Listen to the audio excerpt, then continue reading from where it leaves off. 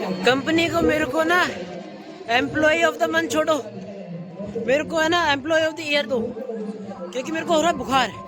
और ऐसे बुखार में भी ना मैं अभी कमरे में काम करके आया हूँ और अभी नेटवर्क की तलाश में इधर अपलोड करने आया हूँ। ठीक है, जो काम में जो मैंने किया है वो पहुँच जाए भाई मेरे, बस यही बात। और पर नहीं पहुंचा। पर क्यों नहीं पहुंचा? ये है एशिया का सेकंड मोस्ट हॉन्टेड प्लेस।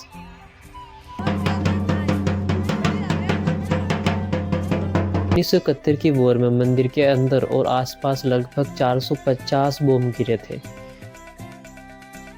और फिर हम निकल दिए लोंगेवाला युद्ध स्थल की तरफ। यहाँ थोड़ा आगे चलते हैं तो यहाँ पे पाकिस्तानी आर्मी के कई सारे टैंक और रखे हुए थे जिन्हें छोड़ के उधर के सोल्जर्स भाग गए थे। हेलो दोस्तों, क्या हाल चाल? यार मैं तो अपना मस्त नए नए बने दोस्तों के साथ मौज मस्ती कर रहा था, नाच गाना चल रहा था यार हमारा तो।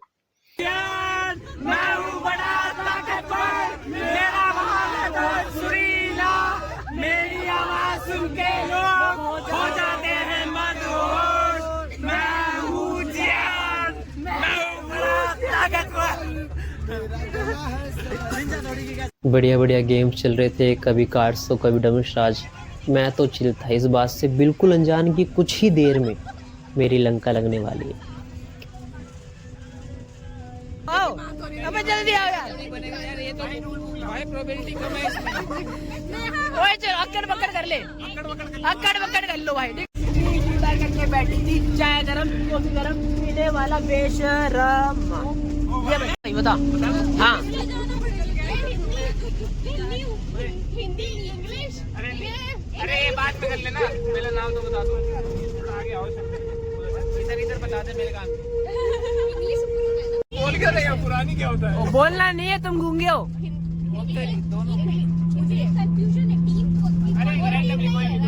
कोई भी गैस कर लो भाई, जिसको पहले आ रहा है। नहीं है, बहुत पुरानी है, बहुत पुराने हैं। करो यार, हम करें कुछ, हम कुछ करें, वाह तुम करो ना, हम करें क्या कुछ। मैनेजर का मेल आता है, उन्होंने मुझे नए 3 प्रोजेक्ट्स में इंक्लूड कर दिया। उन प्रोजेक्ट्स में कुछ पेंडेंसी थी जिसको हमें जल्द से जल्द क्लोज करना था और आज टारगेट में उन्होंने मेरे को 15 साइट्स क्लोज करने को दी। और भाई बीइंग अ चार्टो एम्प्लॉय मैंने भी एक्सेप्ट कर लिया, वैसे मना भी कैसे ही करता। अब ओखली में सर दिया है तो मुसल से क्या ही डरना। अब चाहे चलती बस हो या किसी ढाबे पर रुकी हो, मैं तो अपना लैपटॉप खोल के बैठ गया था।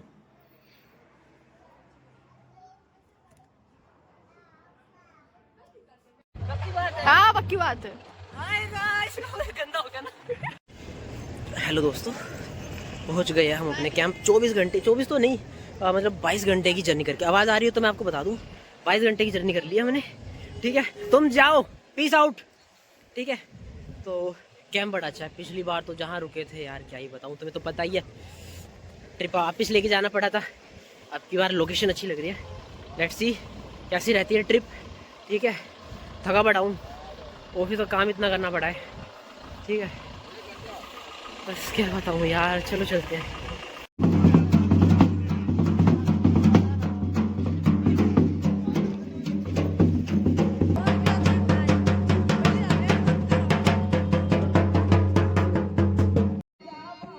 स्वागत के तुरंत बाद भाग के मैं तो कैंप में आ गया, काम करने लगा और फिर काम को अपलोड करने छत पे नेटवर्क की तलाश में आया, क्योंकि नीचे कैंप में बिल्कुल रत्ती भर नेटवर्क नहीं आ रहे थे।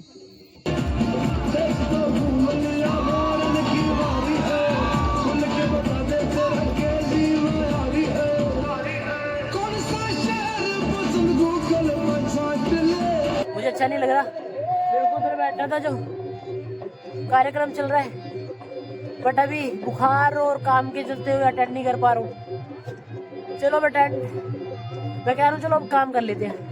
ठीक है, बाय।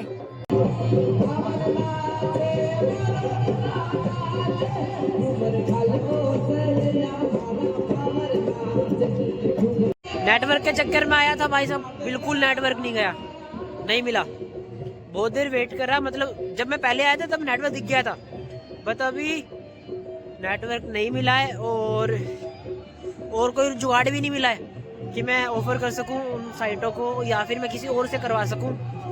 कुछ भी नहीं हो पा रहा है। क्या होगा, मैनेजर की डांट पड़ेगी या क्या होगा मुझे नहीं पता। पड़ेगी, मुझे क्या नहीं पता, पड़ेगी, डांट पड़ेगी, चिंता मत करो। क्या यार, फंस गए यार, बहुत बुरे फंस गए। ना काम हो पाया और ना ही एंजॉय कर पाया, पर कोई नहीं, हार्ड लक।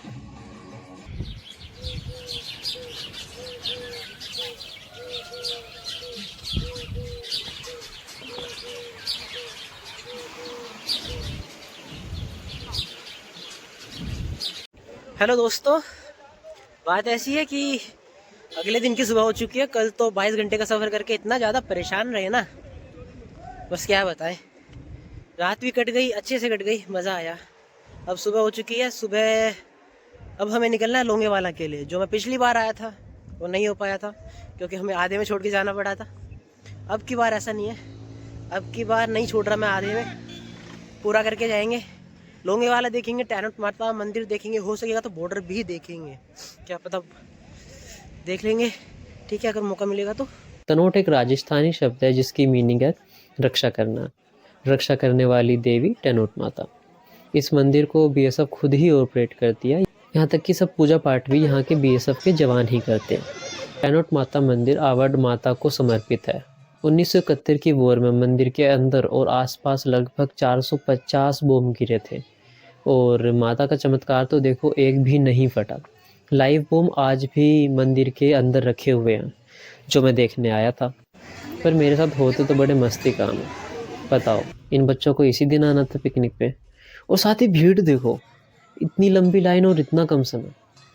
मैया के डिजिटली दर्शन करने पड़े।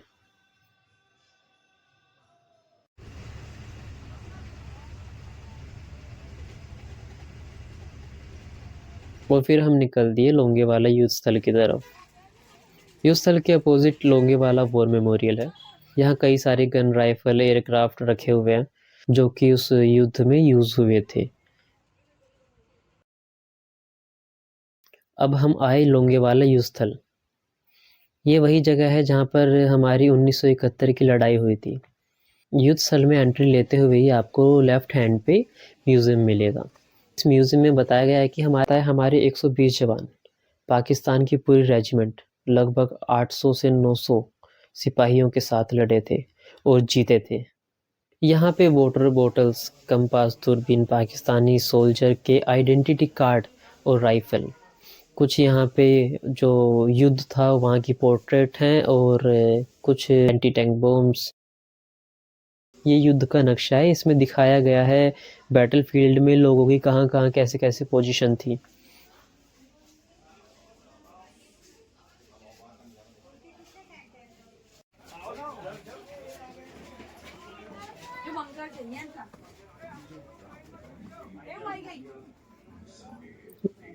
यहाँ एक 16 मिनट की डॉक्यूमेंट्री भी दिखाई जाती है जिसकी टिकट सिर्फ 25 रुपए की है। अपने से 30 गुना निर्णायक क्षण बताया है।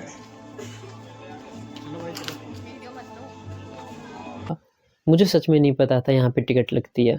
टनोट माता मंदिर में भी ये डॉक्यूमेंट्री दिखा रहे थे बट वहाँ पे टिकट नहीं थी, तो मुझे इसलिए लगा यहाँ पे भी टिकट नहीं लगती। और हमारे कुछ ना ट्रिप में जो लोग आए थे उसमें से कुछ लोग यहाँ पे डॉक्यूमेंट्री देख रहे थे और हमारी बस को लेट हो रहा था, तो मैं उनको बुलाने चला गया। मैं बुलाने गया, वैसे तो आमतौर पे यहाँ पे सोल्जर्स खड़े होते हैं। अब उस वक्त मेरे को नहीं मिले और मैं अंदर घुस गया। मेरे पीछे पीछे कुछ लोग जो उनके पास टिकट नहीं थी वो भी पीछे पीछे घुस गए। मुझे कुछ और बातें भी नहीं पता थी, जैसे कि यहाँ पे टॉर्च जलाना, आवाज़ करना, वीडियोग्राफी करना अलाउड नहीं है, और मैं तीनों ही कर चुका था। मैं टॉर्च जला के अपने दोस्तों को ढूंढ रहा था कि यार कहाँ पर हो, कहाँ पर हो। इतने में जो मेरे पीछे लोग आए थे वो लोग आ गए। फिर वहाँ के सोल्जर्स ने हमें बाहर निकाला। यार मैंने अनजाने में क्या कर दिया। वो तो हमारे सोल्जर्स इतने अच्छे हैं कि उन्होंने मेरे को पीटा नहीं तो बढ़िया ट्रिप बन जाती मेरी। यहाँ थोड़ा आगे चलते हैं तो यहाँ पे पाकिस्तानी आर्मी के कई सारे टैंक और रखे हुए थे जिन्हें छोड़ के उधर के सोल्जर्स भाग गए थे। अभी ये हमारे अंडर है।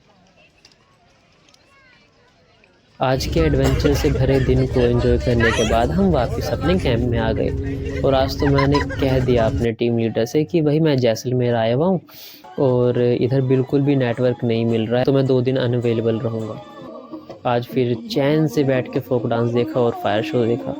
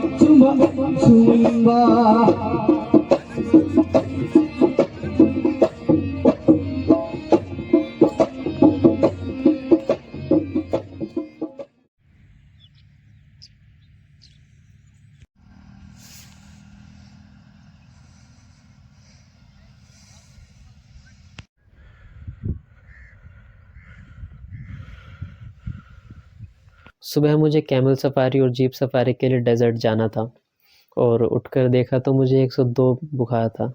सुबह 4:30 बजे निकलना था और इतनी ठंड थी तो मैंने दिल पे पत्थर रख के फैसला करा कि नहीं जाते हैं। ब्रेकफास्ट करके चेकआउट किया कैंप से और अपनी ट्रिप की लास्ट डेस्टिनेशन एक्सप्लोर करने के लिए निकल गए।